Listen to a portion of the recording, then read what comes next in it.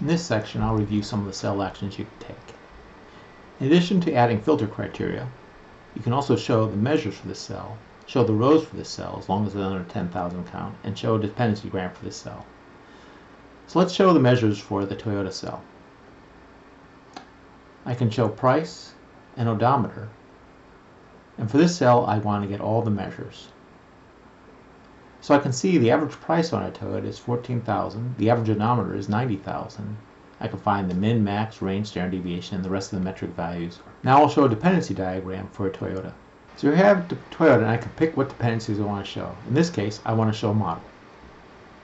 It shows me a dependency diagram of all the models for Toyota, and I can go over to get further details.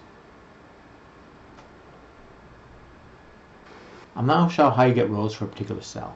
In this case, I'm picking description as it is using the most significant term and horsepower. And I want to see the rows for this cell.